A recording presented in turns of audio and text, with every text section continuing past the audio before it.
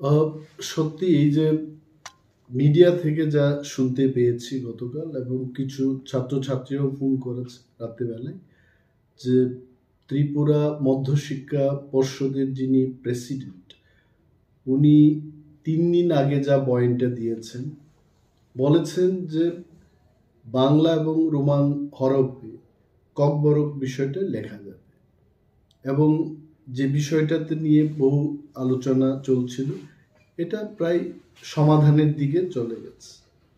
হঠাৎ করে উনি নাকি গতকাল বয়ান দিয়েছেন যে ওনার করার কিছু নেই, এবং বাংলা স্ক্রিপ্টে ককবরকটাকে লিখতে হবে।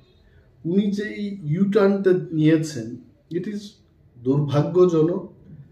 এবং আমি মনে করি পার্সোনালি, আগেও বলেছি, যেটা আমাদের রাজ্যের আইন শৃঙ্খলার অবনতির একটা কারণ হয়ে দাঁড়াতে পারে। ককবরক বিষয়টা আজকে থেকে 17-18 বছর আগে যেভাবে চলছিল, বাংলা এবং রোমান হরফে এটা লেখা হতো। হঠাৎ করে এইবার রোমান হরফে লেখা যাবে না, এই বিষয়টা কিন্তু এটা এখানেই থেমে থাকবে না। এবং আমি কেন বলছি বারবার যে আইন শৃঙ্খলার অবনতি হবে, student community will come up with agitation. আন্দোলন হলে কি হবে? স্ট্রাইক হবে, বন্ধ হবে, এক জায়গার মানুষ অন্য জায়গায় যেতে পারবে না। ব্যবসা বাণিজ্যের ক্ষেত্রে, মানুষের দৈনন্দিন জীবনে এটা কিন্তু তার একটা এফেক্ট, ব্যাড এফেক্ট চলে আসবে। তো আমি as a leader of opposition এখনো বলছি যে এই বিষয়টাকে মাননীয় মুখ্যমন্ত্রী, যিনি ওই দপ্তরেরও মন্ত্রী, ওনাকে দেখা উচিত। No one should play wrong politics with this. কারণ দিনের শেষে আমি বলছি একটা কথা, যে কিছু একটা যদি হয় ত্রিপুরাজ্যে, the first man who will be blamed is CM doctor Manik Saha. কে কাকে কি সাজেশন দিয়েছে, কার সাজেশনে এটা হচ্ছে, বোর্ড প্রেসিডেন্ট 3 দিন আগে যেটা বলেছে যে ককবরকটাকে রোমান হরফেও লেখা যাবে, বাংলায়ও লেখা যাবে, এই লোকটা হুট করে 3 দিনের পর এই ধরনের বয়ান নিয়ে আসবেন। I am sure something is being played behind the curtain, কিছু একটা চলছে।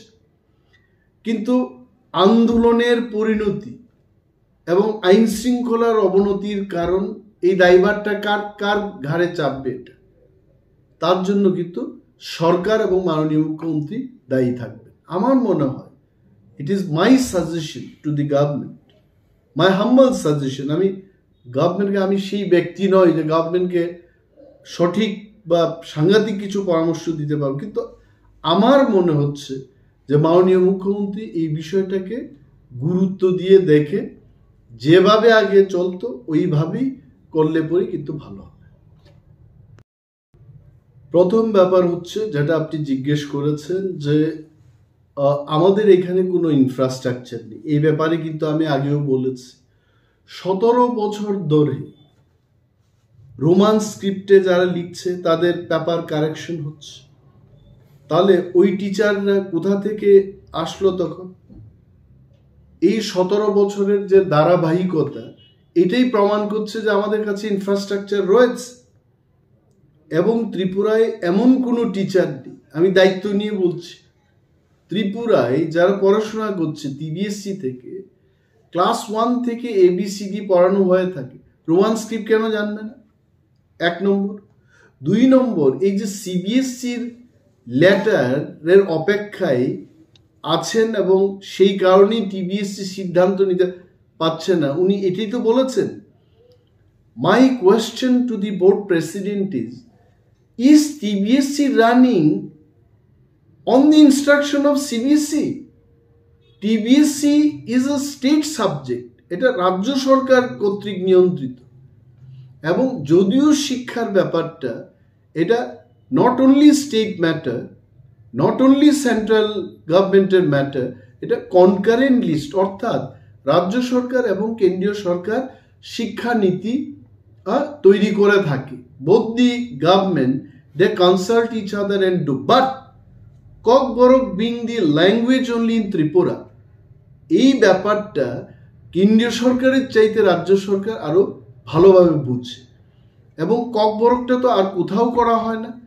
টিবিএসসির স্বতন্ত্রতা এবং তার সিদ্ধান্ত নেওয়ার ক্ষমতা রয়েছে বলেই 17 বছর 18 বছর ধরে এই ককবরক সাবজেক্টটা বাংলা এবং রোমান স্ক্রিপ্টে লিখে আসছে ছাত্রছাত্রীরা। তাহলে কেন সভাপতি বলবেন যে এই বিষয়টার জন্য সিবিএসসির চিঠির উত্তরের অপেক্ষায় থাকবেন? It is absolutely baseless. আমি আবারও বলছি যে মাননীয় মুখ্যমন্ত্রী, যিনি দপ্তরের ভারপ্রাপ্ত মন্ত্রী, আজকে রাজ্যে যদি আন্দোলন হয় এটাকে নিয়ে, জনজীবন হেস্তনেস্ত হবে, হতে পারে আমি বলছি। আর যদি হয়, if anything goes wrong in this state, who will be responsible for this? CM এবং যারাই ওনাকে সাজেশন দিচ্ছে। I don't know, everything was all right 3 days before. সম্পূর্ণ people started welcoming, appreciating the government, appreciating the honourable CM.